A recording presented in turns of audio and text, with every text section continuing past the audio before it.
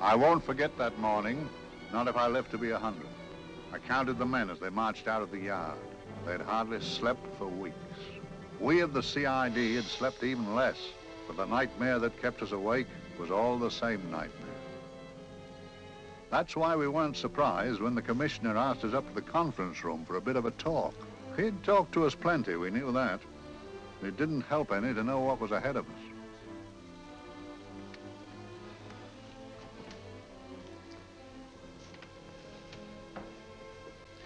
Must we have that window open, Gregson? Oh, shut it if you want to.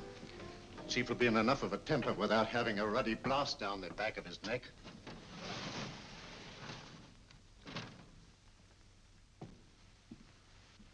Gentlemen, the commissioner. Stuffy in here. Be seated, won't you? Gentlemen, if you wish to know what able men you are, read any of the works of popular fiction that glamorize your achievements, but don't, I beg of you, read the daily papers. They might give you an inferiority complex. I hate to mention it, but we're confronted with a series of the most atrocious murders since Jack the Ripper. And in the meantime, the CID might as well be playing at shove-halfpenny for all the good we've accomplished. Now look. Here, here, and here. Each of these red flags scattered through the city stands for a woman brutally murdered, a woman's terror, a woman's death agony. These are no ordinary crimes. These are the works of a fiend who kills first and mutilates afterwards. A ghoul who hacks off a part of his victim body and carries it away with him, a loathsome souvenir of his butchery. 3 women murdered so far, and you haven't turned in one clue. You haven't given me one lead. Here you sit and wait for news of a 4th victim, with your arms folded.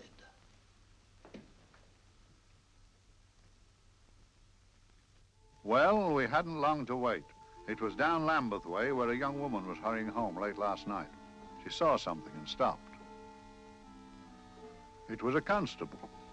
He spoke to her and he walked along with her, just in case. He saw her go down the stairway to the basement lodging where she lived. We can only surmise what happened after that.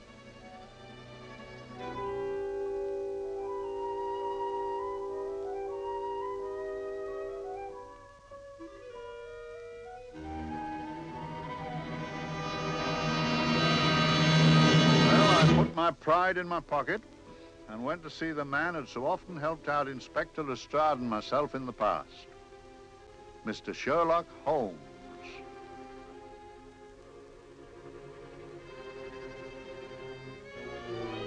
If ever a man needed help, I did.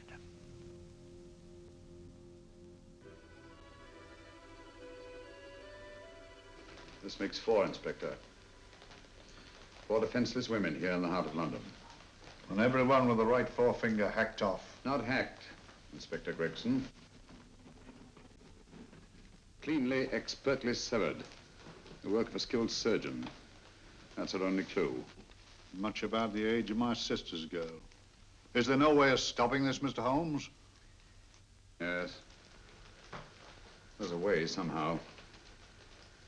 The fiend that did this. I promise. I promise. We've nothing to go on. That's the rotten part of it. We can't get far without knowing the motive. Well, at least we know what the motives were not. It wasn't robbery, nor passion, thanks be, nor yet vengeance. Because they all came of totally unrelated families. Steady, Inspector, steady. Sorry, Mr. Holmes. I don't turn a hair when it's a bloke that can look after himself. A little slip of a thing like that. Yes, it's horrible. Come on, let's get a drink.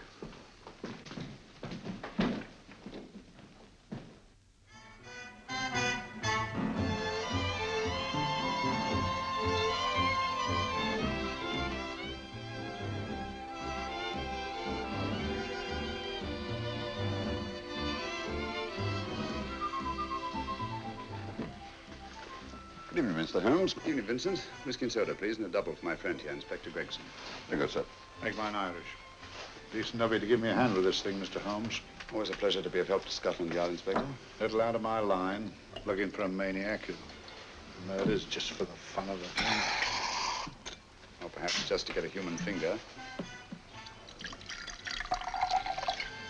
In all 4 cases, the murderer risked capture by stopping to secure a finger.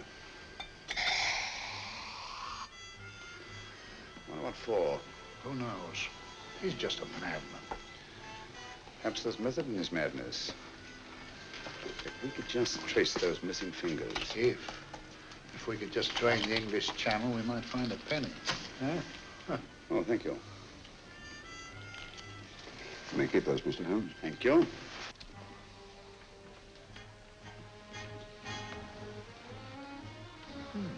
Sir George Fenwick, isn't it? Yes. Is that his daughter with him? Don't be so naive, Inspector. You know everyone, don't you, darling? Well, hardly. A week ago, I didn't know you. A week. How fast it's gone.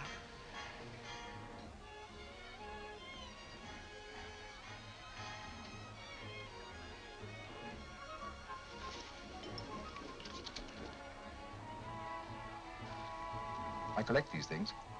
How very quaint of you. Shall we go? Yes.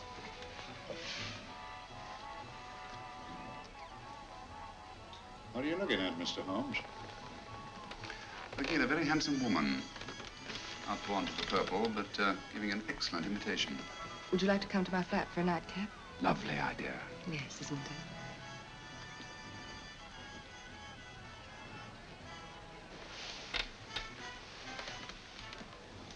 I wonder where she's taking Sir George Fenwick.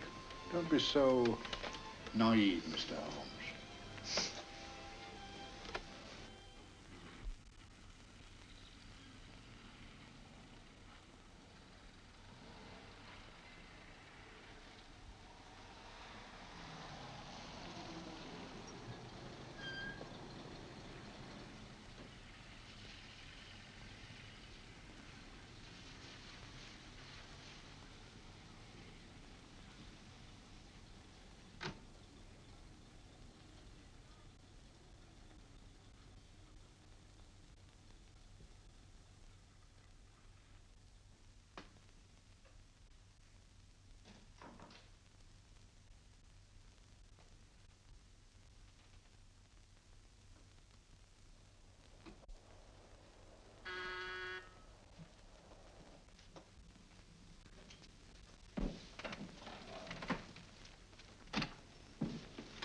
Good evening, Mum. Hello, Grandon. Any messages? No, Mum.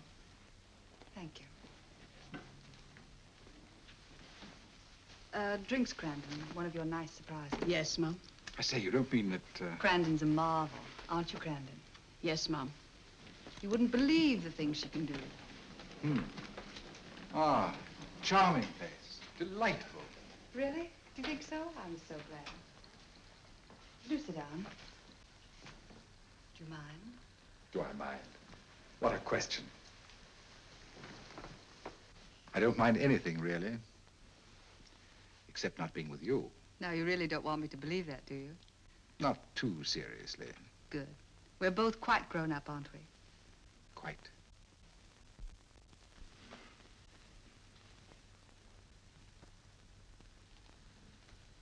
You're a treasure, Grandon.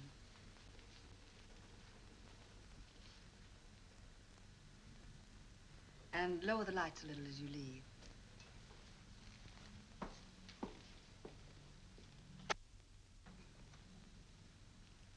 I prefer a more flattering light. In any light, you'd be... Would I?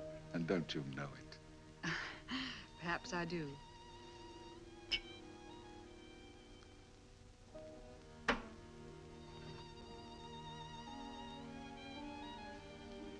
Oh, that priceless woman. You wouldn't believe it, but she's absurdly romantic. She loves dreamy music, and she thinks that we... But we do, don't we? Do we? Well, it's rather soothing, restful. Yes. And we all need rest at times, like tired children who've played too long. You've played with wooden soldiers, I suppose. Funny. Hadn't thought of that for years. Toy boats were my special joy. Anything I could set afloat anywhere. Like this. And this. Toy boats sailing into the Never Never Land. The land of beautiful dreams. Look. Look, odd, isn't it, how the light is reflected? Little specks of light that move and move. Like stars on a slowly moving stream. You know, Holmes, I'm very sensitive to atmosphere. No? Yes, I can tell by the feel of this room there's been a murder committed here. It may interest you to know, my dear fellow, it was the other side of that door at the foot of the stairs that the poor girl was murdered. If only I could find it. Find what? The one thing these unfortunate victims have in common that might give us a motive for these murders. There must be something. Another Jack the Ripper, if you ask me, a homicidal maniac. No, Watson. In the case of Jack the Ripper, there was one thing in common. His victims were all from one walk of life, living in the same section of the city. In this case, the murderer chooses his victims from all walks of life and from different sections of the city. No, my dear fellow, this is not the work of a homicidal maniac. It's something infinitely more sinister. Give me the creeps. What on earth are you talking about? Watson, I'm convinced that these murders are only incidental to some larger and more diabolical scheme. That may be, but why the severed fingers? The answer to that question, my dear fellow, is our only hope of solving these mysteries. Dear sister, I am so happy. I had such a lovely holiday at Brighton with you and Alf. And I'm looking forward to being with you again. Poor little thing. Sort of raises a lump in your throat. I can picture her sitting here happily writing this letter. And I'm not bit realizing that she's shortly going to her death. Hello? Gregson. Oh, there you are, Mr. Holmes. I've been looking for you everywhere. What's happened? Murder in Edgware Road, not half an hour ago. Woman? Yes, and the right forefinger cut off clean.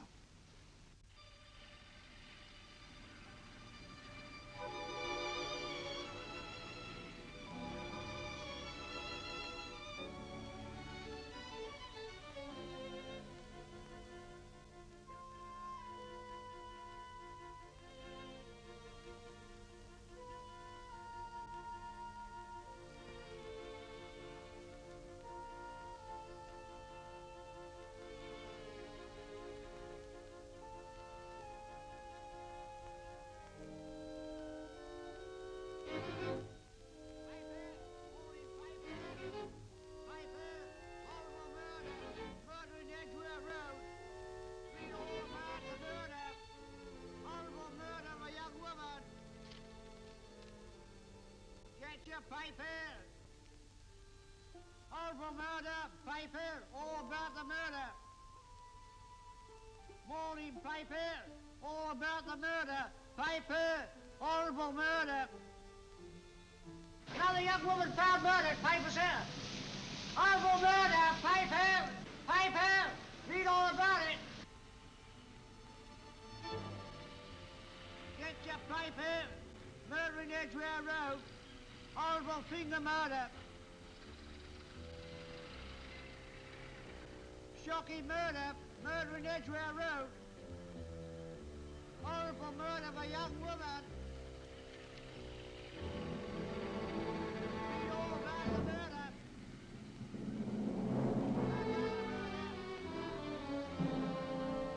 Only fancy, Mum. There's been another of those horrible murders. Dear, dear, how shocking. Yes, Mum. I really don't feel quite safe here myself. Oh, dear.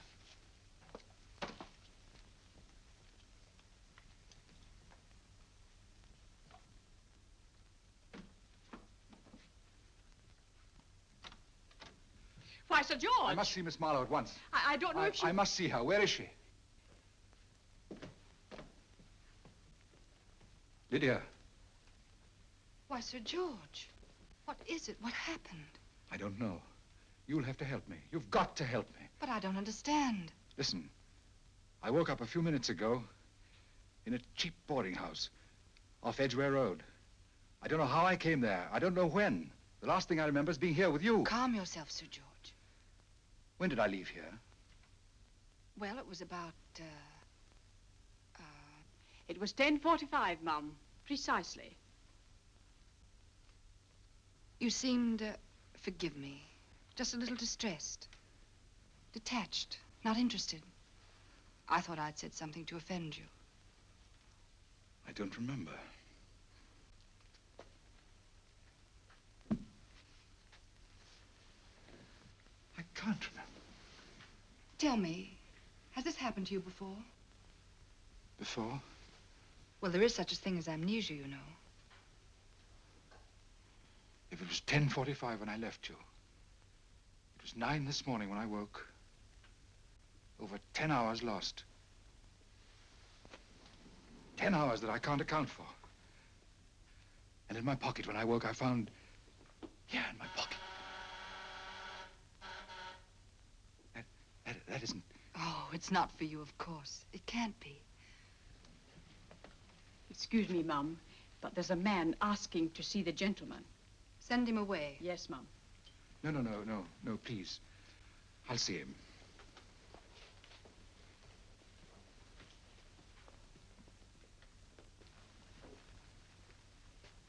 Well? Delightful room. Not much like the place you woke up in this morning. You followed me here? Yes. Are you a detective? Oh, no. Quite the contrary. Don't be afraid, Sir George. You know my name? Oh, yes. A very old and highly honored name. And being the bearer of such a name, and also a very wealthy man, I thought you might care to possess yourself of this trifle. Rather than let it fall into the hands of the police. It is yours, if I'm not mistaken. The initials, GF. Where did you get this? It came out of your pocket. I saw it fall, but you never noticed. You were very busy, bending over something with a knife. Then you put something in your pocket.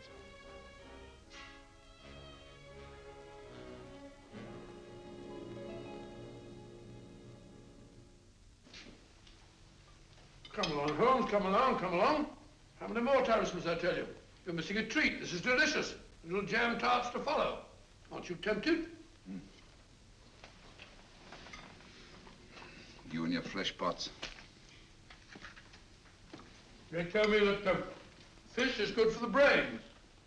Brains haven't any. You realize that a whole day and a night have gone by since that bestial affair in Edgware Road? I'm as much in the dark as ever.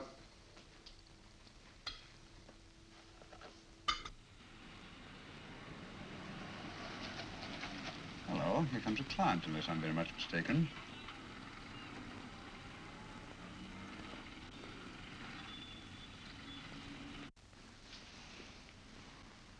Hello, attractive. Very attractive.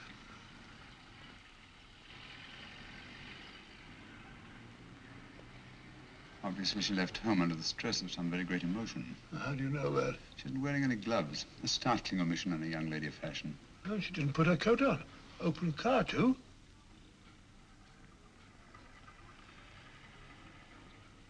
Furthermore, there's something in that bag she wants to show me. What makes you say that? The bag doesn't match her dress, indicating it was picked for size rather than style, to accommodate some bulky object. You amaze me, Holmes. What do you mention, my dear fellow?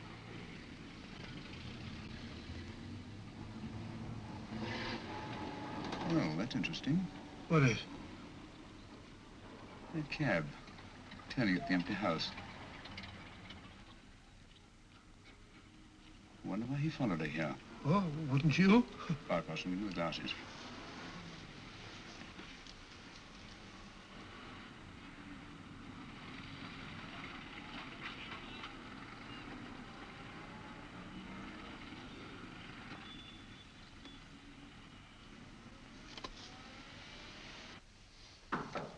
Well, we shall soon know.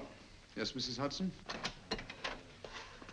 It's a young lady, sir. Most urgent. Ask her to come in. Go right in, miss. Mr. Holmes? Yes, this is my friend, Dr. Watson. How do you do? How do you do? Mr. Holmes, you must excuse me, please. Yes, well, won't you sit down? Come along. May I? It's quite all right. Thank you.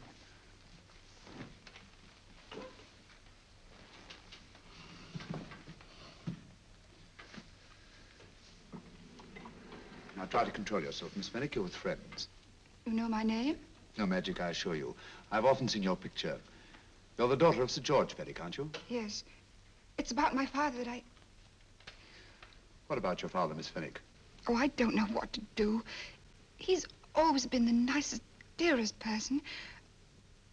Only since Mother died. Yes, we do. We know. So I didn't think anything of it when he was away all night before last. But he didn't come home until yesterday at tea time. Didn't come in for dinner at all. Just paced up and down in the library hour after hour. I begged him to let me in, but he wouldn't. Steady, steady. Now take your time. I couldn't sleep a wink last night. Then I started hearing things. Hearing things? What sort of things? I heard someone in the garden underneath my window. Then I saw a figure moving down the garden path. And I recognized my father. Stealing through his own garden like a thief.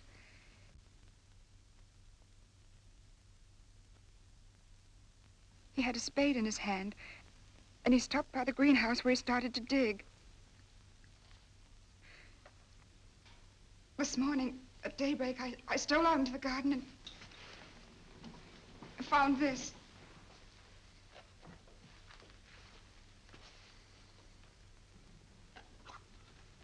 A finger. A human finger. Bring up Scotland Yard, will you, Watson? Ask them to get hold of Inspector Gregson and tell him to meet us at once at George Fenwick's house, Kingston. Operator, get me Scotland Yard quick. Where's my father, Norris? He's still in the library, miss. Thank you. We'll see him right away. Will you come with me, please? Thank you. I got your message, Mr. Holmes. Yes, indeed. Dad, may I come in? Dad. It's funny. He doesn't answer. Do you mind? Please do. Thank you. Watson, quick. Oh, Come along, no, my dear. no, no. Take charge, Miss Fenwick, please. Sorry, sir. No, miss, please. Please come along with me.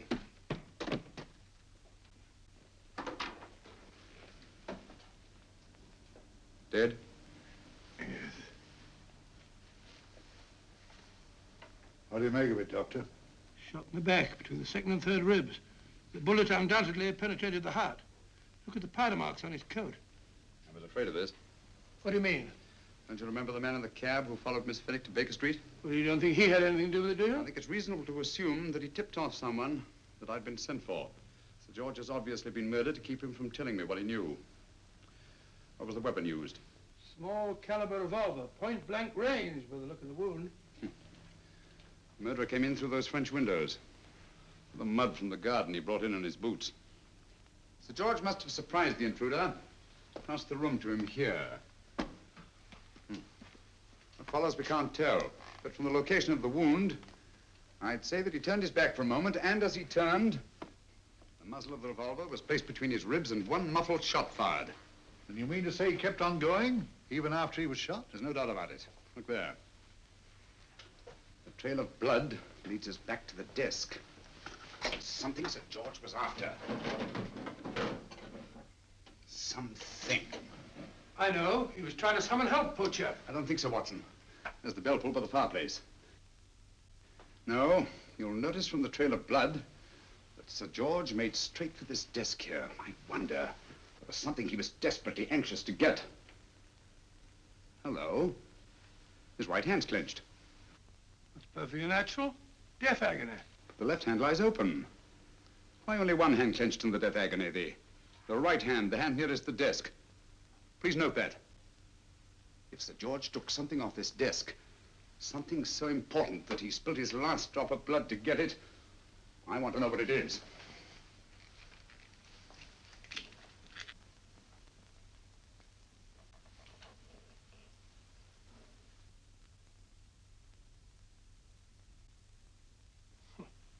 Nothing but an ordinary match folder. Where does that lead us? I imagine to something very important, Gregson. This match folder's from Pembroke House. Why shouldn't it be? He was there, you know. We saw him yesterday. Yes, but the effort he made after he was shot to get hold of this match folder. It's just possible he wanted someone to remember Pembroke House. He may have wished to recall it to someone who saw him there. Someone who, like ourselves, saw him with a woman.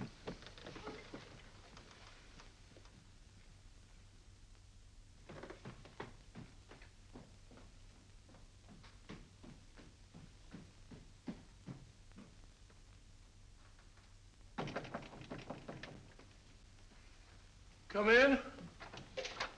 Oh, Dr. Watson, this came by hand for Mr. Holmes not 10 minutes ago.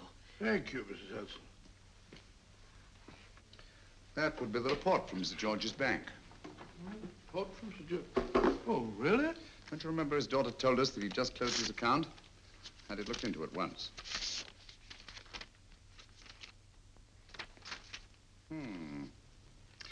He drew out his entire balance in cash, nearly £10,000, yesterday, just after that young woman was murdered. What does that suggest to you, Watson? But he paid it out to someone. Precisely. I smell the faint, sweet odor of blackmail. You don't think he paid it out to someone who saw him murder the McLean woman? Sir George never murdered anyone. But he did have that woman's finger, and he evidently did have and pay out a lot of cash. That's the terrifying part about blackmail, Watson. The victim is afraid to fight the accusation, no matter how false. Once the accusation is made, his name is smeared, and sometimes his life is ruined. Well, Sir George didn't commit these murders. What fiend did? I rather think they're not the work of any one man. Oh, come, Holmes. You don't expect me to believe there's a whole organization going about killing people and chopping off their fingers. No, it's possible, quite possible. Well, whoever's behind all this thing must be out of his mind. On the contrary, my dear fellow, if my assumptions are correct, this little scheme has behind it the most brilliant and ruthless intellect the world has ever known. You don't mean Professor Moriarty? I do. Oh, steady, Holmes. You've got him on the brain. This is the third time in as many months you've suspected him of unsolved crimes. He's dead, you know. Is he? Is he? You know he is. He was hanged in Montevideo, well, over a year ago. I know that someone was hanged in Montevideo under that name. But I'll stake my reputation that Moriarty is alive and here, now, in London. Hello? Yes, Dr. Watson, wait a minute. You me? Oh, yes? This is Dr. Watson speaking. No, I'm afraid I've retired. I don't practice anymore. What? Oh, that's a different thing. An emergency case. Well, just a minute. Yes? Yes, well, see that she's not moved. Remember that? Don't touch her till I get there. Fractured case in the Cardinal's Mews. Heavy woman. 14 stone. Look at that. 14 stone. Just the sort of person who would hoist herself up on a stool to feed the canary. There ought to be a law against fat people keeping little dicky birds. Well, so long, old man. I shan't be very long. Haven't used that bag since I brought little Amelia. What's her name in the world? She grew up to be a very unattractive child. Well, who wouldn't with a name like Amelia? Oh, Amelia. Amelia.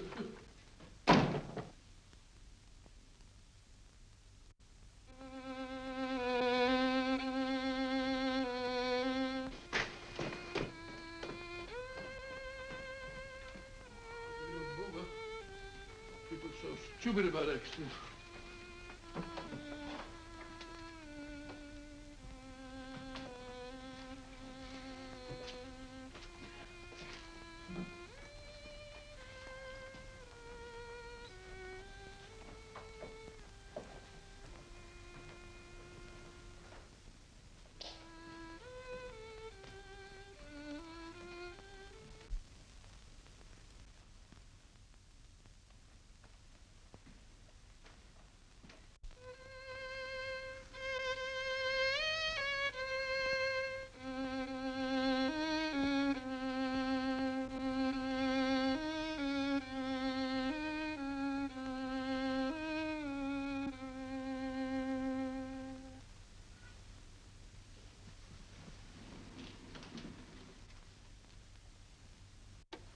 Oh, Professor Moriarty. Not that I wish to appear inquisitive, but to what am I indebted for the pleasure of this visit? Scotland Yard will be interested. It's very convenient for me to have Scotland Yard think that I'm still dead in Montevideo. I never dreamed of fooling you. Thank you. The thought occurs to me, Mr. Holmes, that there are some advantages in living within the law. You're very comfortably fixed here, aren't you? As I get on in life, the little comforts appeal to me more and more. Oh, I beg your pardon. Won't you sit down? Thank you.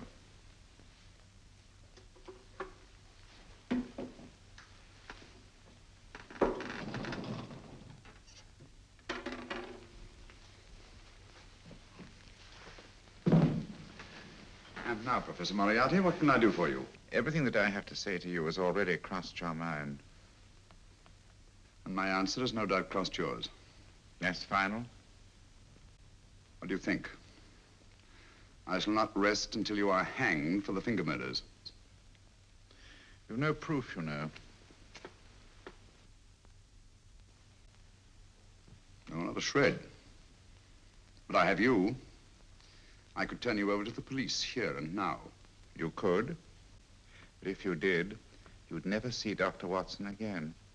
Oh, the telephone call. Quite. I rather assumed you had taken some such precaution. Or I should have snatched up a revolver and indulged in a fit of heroics when you came in. Very smart, aren't you? Not smart enough, or I should have anticipated you. But if any harm comes to Dr. Watson, I shall seek you out. I shall not rest until I find you, and when I do... No harm will come to Dr. Watson this time. But I can't answer for the future. Mr. Holmes, I should strongly advise you to drop this case. Don't be silly. Think it over. We've had many encounters in the past. You hope to place me on the gallows. I tell you, I shall never stand up on the gallows. But if you are instrumental in any way in bringing about my destruction, you will not be alive to enjoy your satisfaction. And we shall walk together through the gates of eternity, hand in hand. What a charming picture that would make. Yes, wouldn't it? You know, I really think it might be worth it.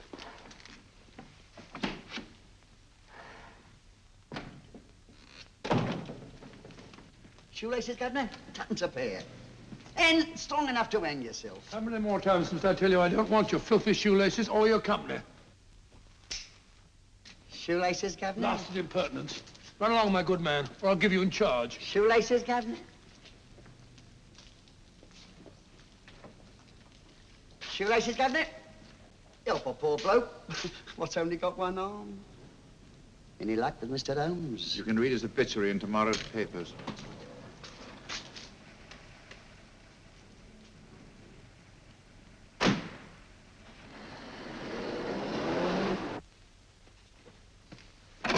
Oh, there you are, Watson. Come in. I was, just going out to look for you. Look for me what for? Suppose you don't think I know my way about. Well, you're right, I don't. Blast all practical jokers anyhow. Know where I've been? On a wild goose chase. Exactly. There's no such number in McCardle's Muse. Some fool's idea of a joke. Did you see anyone? No, nobody especially. Only a whining old idiot selling bootlaces. Persistent beggar, wasn't he? Stuck to you like grim death. Huh? How do you know? And finally left you for someone who looked like better pickings. Someone, my dear Watson, was Professor Moriarty himself. What? He's just called on me. Moriarty here and you let him go? But you must be out of your mind. Why? Well, he bluffed me into believing that he was holding a friend of mine as hostage. Friend of yours who? Oh, nobody very important, just a fat, lazy fellow. Medical man, I believe. Medical man? Do I know him? Yes, I think you do. A fellow by the name of Watson. Watson, never heard. Who, me? I'm afraid so, old fellow. Your street hawker's job was to do away with you in a certain contingency. And you let Moriarty go? Because of me? I had no choice. I can't afford to lose you, old fellow. Well, it's a decent of the old chap, I must say, but... I wish you'd nabbed him. We shall, never fear. I know the motive for the finger murders. All I have to find out now is the method used with the blackmail victims. Method? Yes. How does Moriarty get them to the scene of the crime? How does he plant those severed fingers on them? And how does he scare them into believing that they may have committed those atrocious murders themselves? Curious.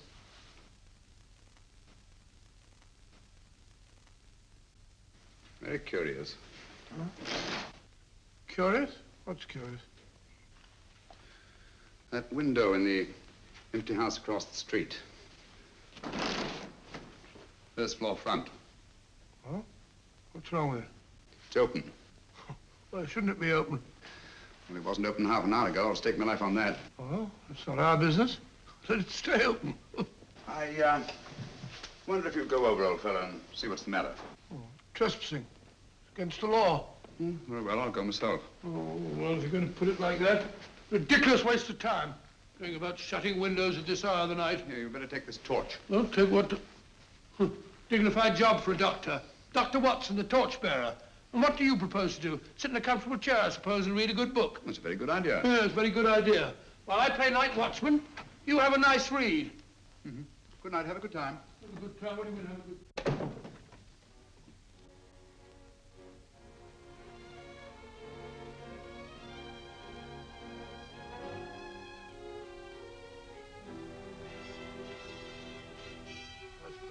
I've done everything.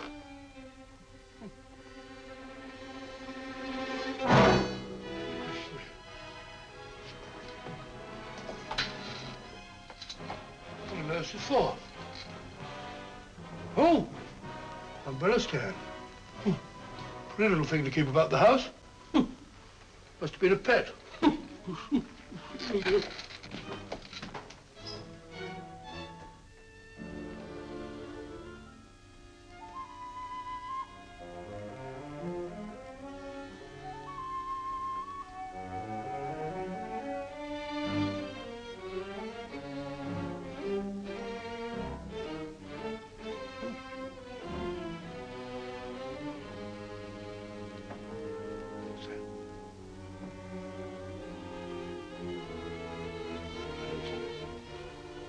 Rat rubber.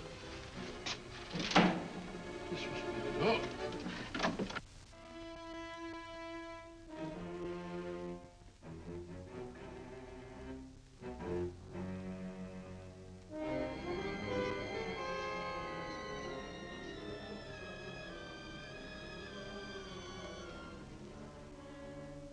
Well, he sits comfortably reading a book.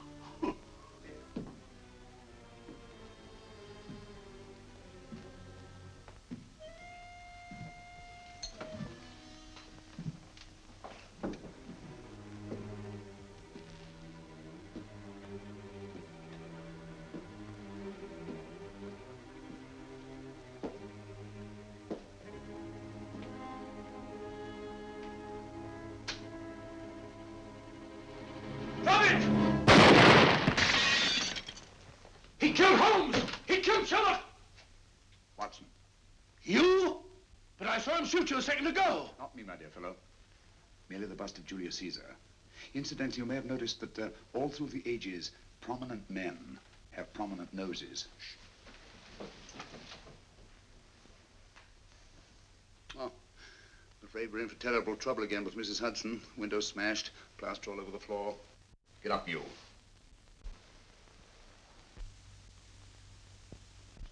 Corporal Williams, Middlesex Regiment. Discharged from the army as physically unfit. Papers seem in order.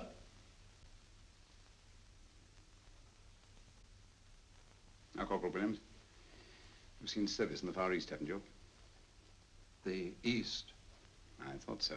Look at his complexion, Watson. Yellow as saffron. He's been taking atabrine. Cure for malaria. Sniper, aren't you? Sniper.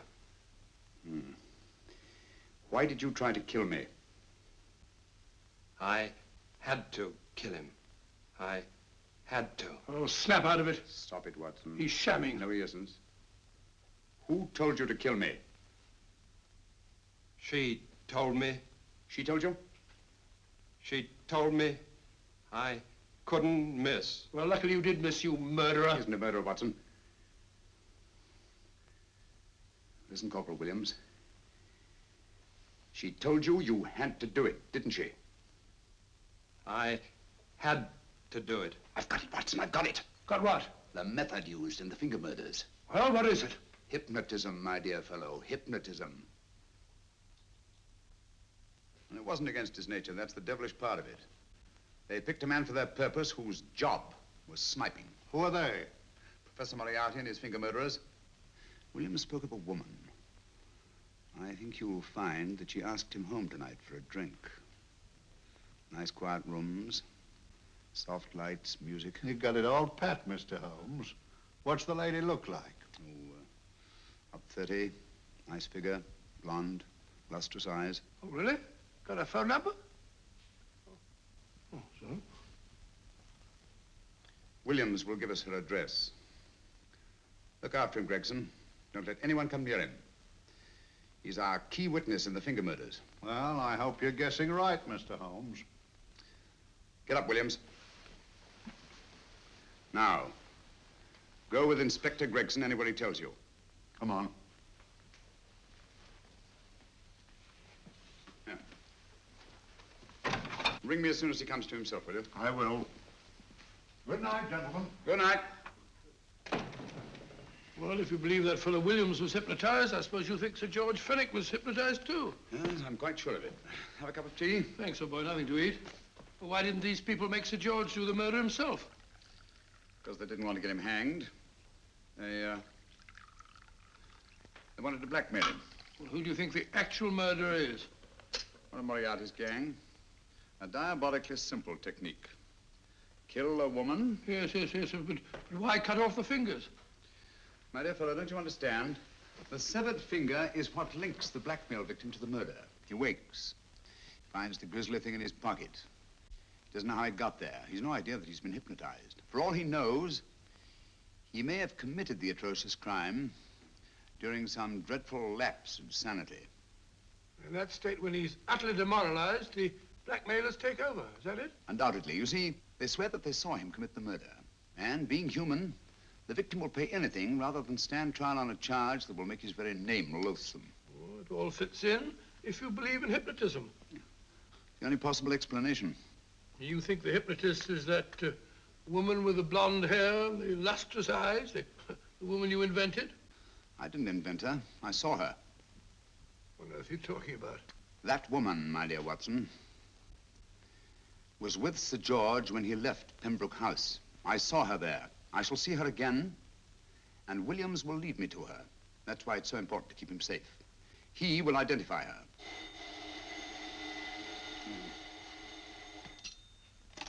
Hello? Yes? Inspector Gregson? What? Well, get every constable in the district.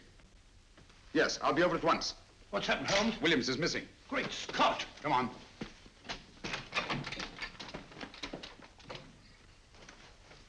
Lorry crashed into Gregson's car. During the confusion, Williams disappeared. Escaped, eh? No, kidnapped. To keep him from talking when he came to. You don't think that Moriarty... Moriarty? Anything is possible.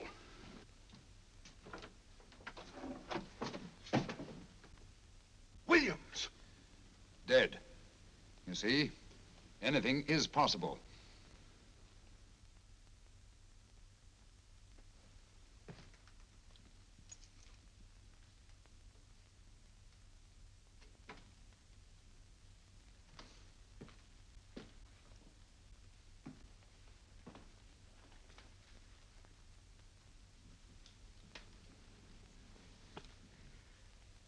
Oh, good morning, Professor Moriarty. You startled me. I'm dressing another dolly, a dear little nurse. Is there anything wrong with your finger? Just a splinter. Nasty thing, splinters. Most trying. One can't be too careful, but I'll get it out for you. I have the very instrument to help you. Sharp enough to split a hair. Put those tools away until they're needed. But they're not tools, sir. They're instruments. Put them away. Is Lydia in? Yes. But really, you should let me. Get dressed. Holmes and Watson just left Baker Street for the Mesmer Club. Mesmer Club, the meeting place of all the top hypnotists in London. Do you suppose that Mr. Holmes is onto our method? If he suspects, it's merely a suspicion. It's our business to see that it ends there. I hope you're right. Williams passed away before he could talk, remember? What do you want me to do? Go to the Mesmer Club, meet Holmes, and induce him to come back here. Isn't that a bit dangerous? Every meeting with Sherlock Holmes is potentially dangerous. However, you say he didn't see your face at Pembroke House. And how would you suggest I get Mr. Holmes to accompany me here? Kidnap him? Oh, no. Holmes has one weakness, his insatiable curiosity. If you can arouse that, you can lead him anywhere. It's up to you to take advantage of any opportunity that may arise. This way, please, gentlemen. I'll tell Dr. Onslow that you're here. Thank you. So this is the Mesmer Club. If you ask me, hypnotism is a lot of mumbo-jumbo. Oh, come now, Watson. As a medical man, you must admit that hypnotism has its place in modern science. That may be, but 90% of hypnotists are crooks of the worst kind. Nothing more than a lot of charlatans exploiting weak-willed morons. Ah, Dr. Onslow, I believe. Happy to meet you, Mr. Holmes. Your brother Mycroft suggested I might be of help to you. He's a valued member of our little group of charlatans and crooks. Oh, beg your pardon, sir. I didn't know you were listening. Behind the curtain. My friend, Dr. Watson. Ah, delighted. Oh, did you? I wonder now. You see, we're in the midst of a little experimental session at this very moment. If you'd care to join us. Oh, certainly, certainly. That'd be very instructive. Oh, well, will you follow me? Thank you. Why should I know somewhere behind the blasted curtain? In treating his patients. But today, the therapeutic value of hypnotism, as we now call it, is conceded by innumerable physicians. Especially is it of value in surgical cases where the administration of local or of general anesthetic is inadvisable. Inadvisable poppycock. Oh, sorry. For the sake of latecomers, I may say that I have placed this subject under profound hypnosis. In this condition, he can feel no pain, even under applications which normally would be excruciating. Excruciating? You excuse me, please. Carter, you are having a peaceful sleep. You feel nothing. Your arms and your hands are without sensation. Mowbray, the long needle.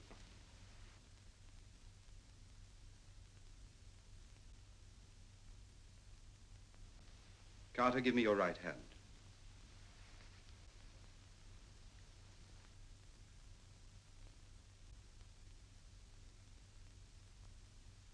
As you observe, the needle has been thrust completely through the subject's hand. No feeling, no pain. This lack of feeling is the one infallible test of profound hypnosis. Nonsense. Fellow's full of drugs. Oh, isn't he? Definitely not, Doctor. Wake up, Carter, wake up. You feel well and rested, remember. No pain anywhere. Wake up, wake up. I say, when are you going to begin? All through, Carter. Stand up. This way, sir. And, are these all the people that come here? Oh, no, no, no. Others keep dropping in all the time. I suppose it's all right for those who believe in it, but of course, I'm a professional man myself.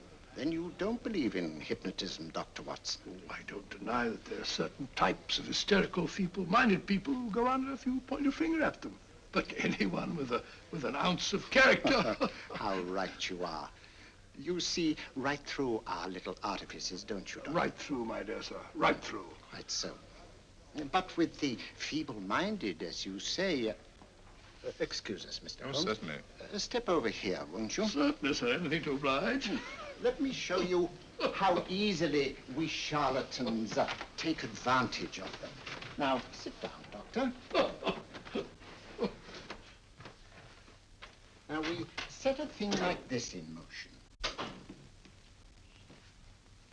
It's wonderful, the attraction on the feeble-minded, of course. The continuous motion, if they just let themselves follow it. Of course, you could stare at it till doomsday, Dr. Watson, with no effect at all. Still, it might make you a little drowsy, like the white ribbon of road at night when you're driving. The rhythm is smooth, unbroken, and the road goes on and on, round and round, always the same, winding and winding. And you're drowsy, you're tired. Let the road come into you, as it were. The long road, the smooth road, the road to sleep. Sleep.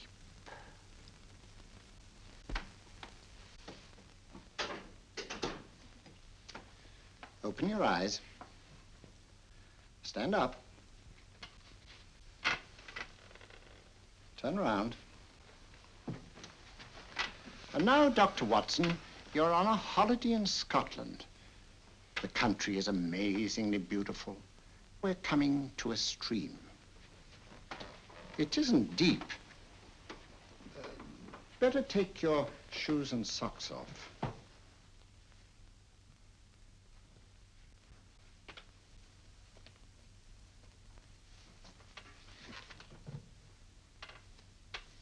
Roll up your trouser.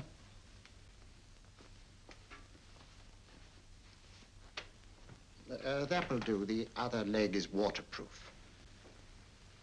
Turn around. Mind the pebbles.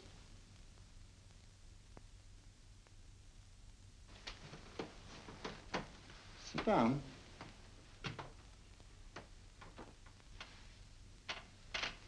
Wake up now.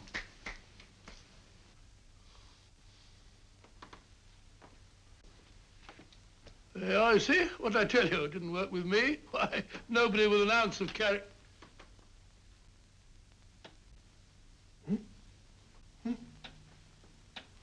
I think you'll need these.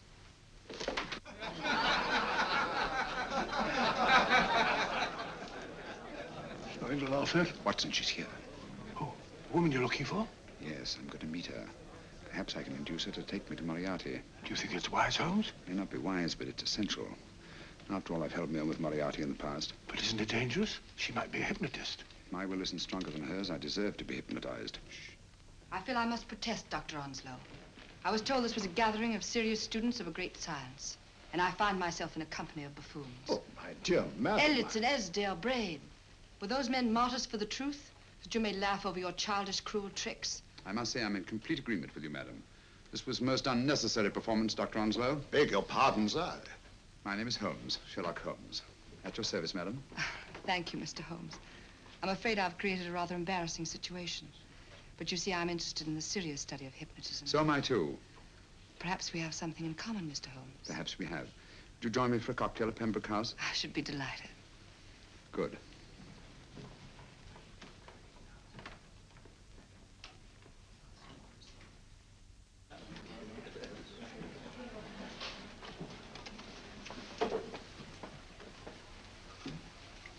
Thank you. I didn't know there was such a pleasant place in London. It was so nice of you to suggest our coming here.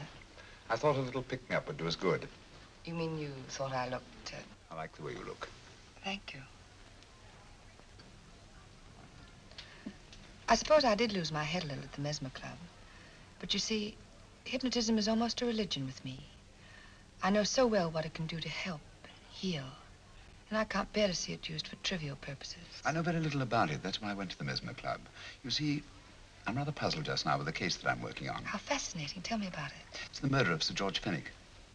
Fenwick? Who's he? Quite a well-known figure. Odd now I come to think of it. The last time I saw Sir George was here at Pembroke House. Strange. Yes, isn't it? He was sitting, I believe he was sitting at this very table. Cigarette? Thanks. Do go on. There was a charming lady with him. He was lighting a cigarette.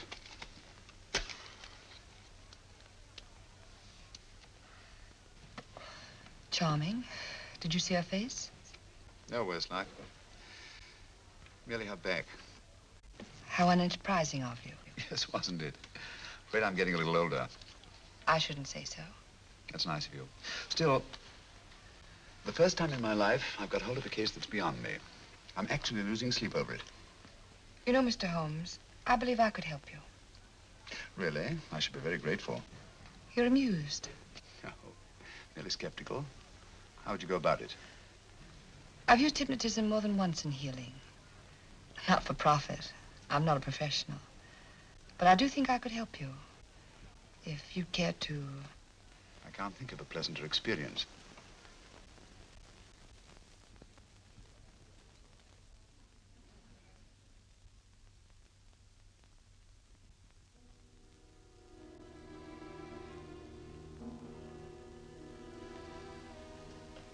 Low lights, music, is that all there is to it? You must relax, Mr. Holmes. I'm afraid you're a rather difficult subject. So I thought perhaps a little help.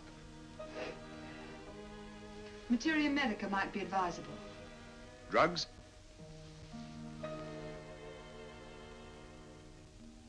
No, I'd rather not, if you don't mind. As a matter of fact, I'd rather not myself. But Schrenk-Notzing, he practiced in Munich, you know. Believed it the best means for difficult subjects. Do you mind? Well, as a matter of fact, I don't approve of sedatives. Just as you wish. We don't have to go on with this at all, you know. Wait a minute. Wait a minute. All right. I'll take a chance. It's really quite harmless. What is it?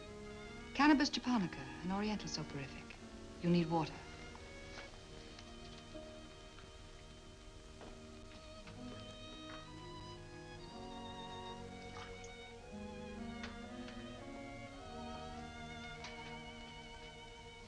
Thank you. Now sit down, Mr.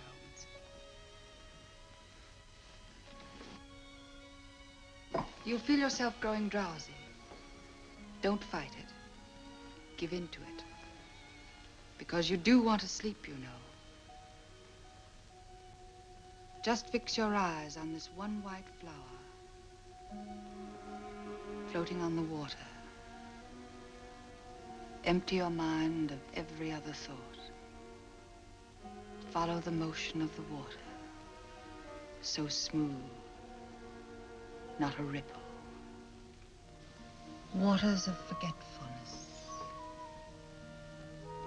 Steady, deep, strong. Strange, isn't it? How the light is reflected. Little specks of light that move and move.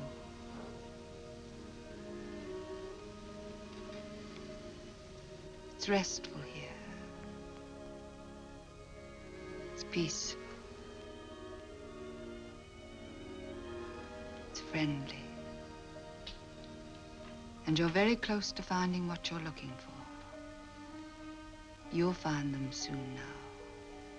The guilty ones.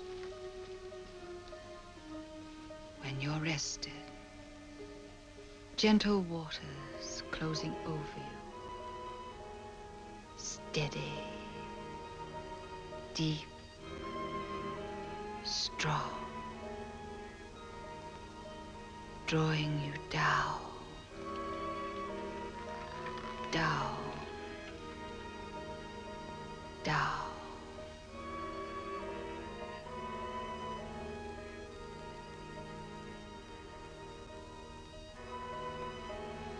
Sleep. Sleep. Sleep.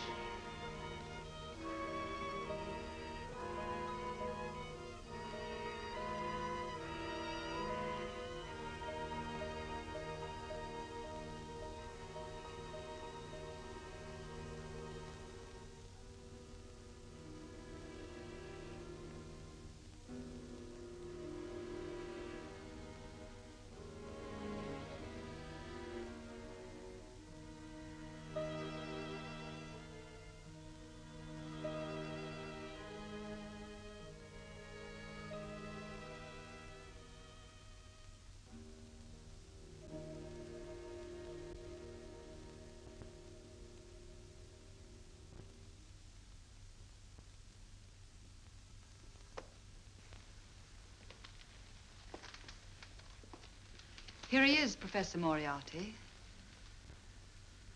Stand up, Mr. Holmes.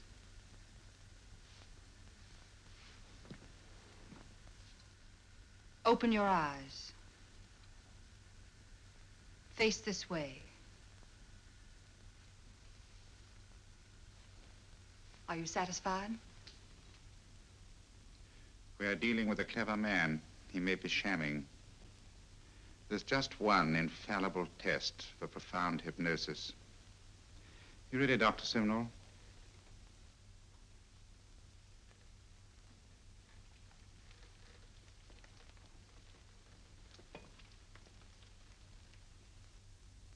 That will do, Doctor. He couldn't fake insensibility to the knife. I congratulate you, Lydia. Turn round, Mr. Holmes. Now walk to the desk.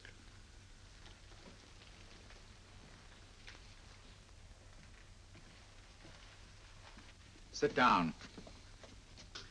Take that pen and write what I tell you to write. I have at last found a case which I cannot solve.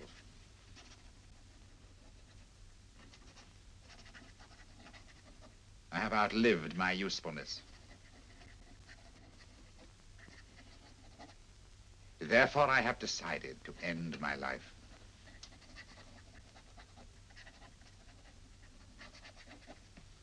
Sign your name. Now blot it.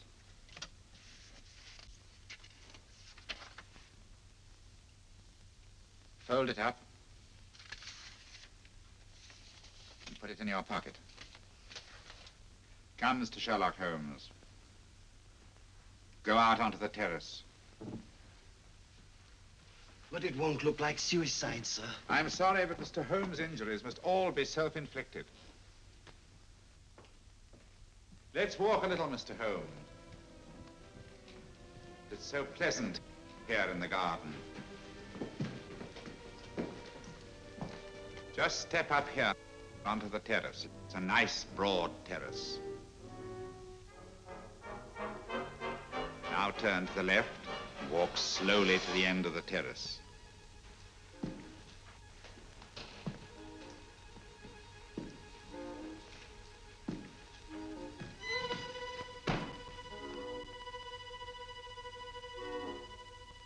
Don't stop. You must walk to the end, you know.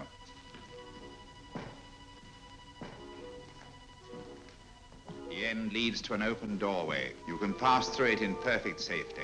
In the room beyond the doorway, you'll find what you've been looking for. Must you drag this on? This is the moment I've been anticipating for a long time, my dear. Go on, Mr. Holmes.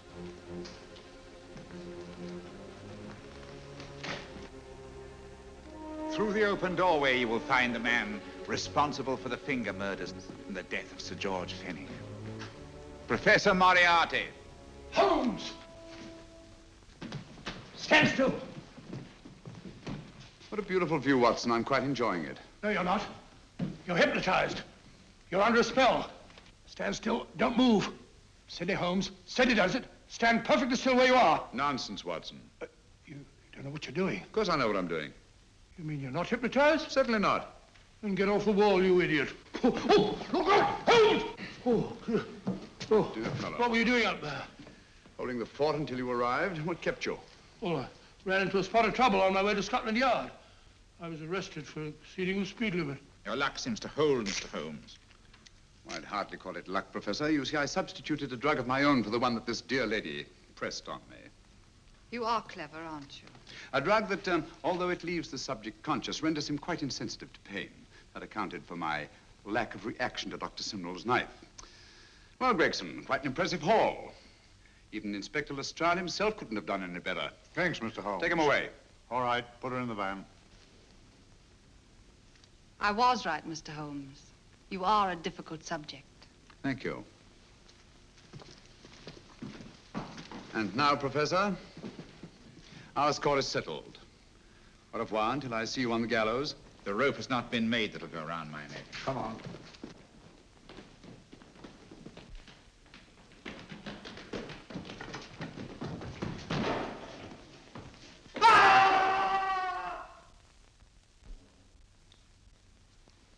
take care of things, Mr. Holmes. Thank you, Inspector.